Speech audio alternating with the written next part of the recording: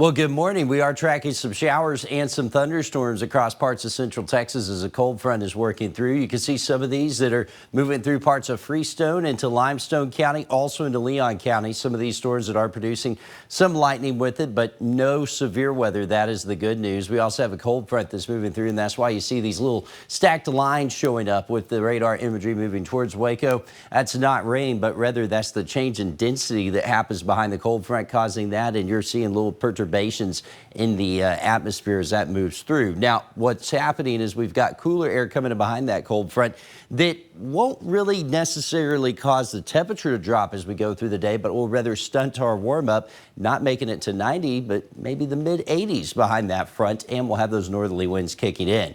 Don't see a huge change in temperatures right now, though. 73 in Waco, 73 in Temple, 74 in Killeen, 73 in Bryan College Station, and upper 60s over towards Gatesville, but we do have those winds that are shifting behind that front at about 5 to 10 miles per hour today.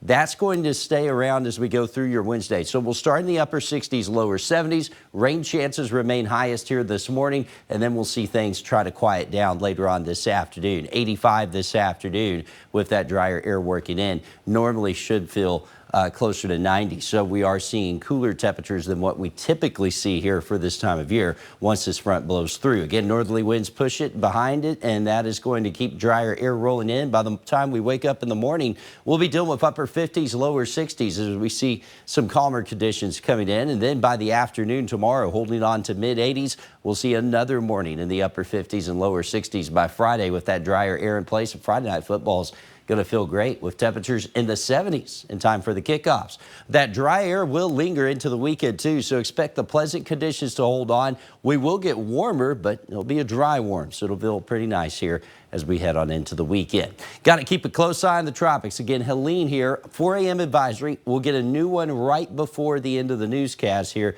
that will tell us if it has turned into a hurricane. Right now, it's not far from it, a 65-mile-per-hour tropical storm. It is expected to continue to strengthen pretty quickly, actually, as it moves over the Gulf of Mexico and likely making landfall tomorrow evening there across parts of the panhandle of Florida as a Category 3 or a Category 4 storm. Now, that is going to take the majority of the rain away from us. As you look at that moving through, you're going to see some of the heavier rain moving through parts of Florida and Georgia, close to 10 inches of rain. Meanwhile, here on the dry side of the storm, may not see anything at all as that passes through. In fact, you're going to have a pretty dry stretch of 10 days ahead. Mid 80s here today and tomorrow. Upper 80s heading into the weekend. We'll see temperatures hanging around in the upper 80s, lower 90s for the weekend, and also some morning lows in the low 60s here to start off the end of the week. Could see upper 60s by next week.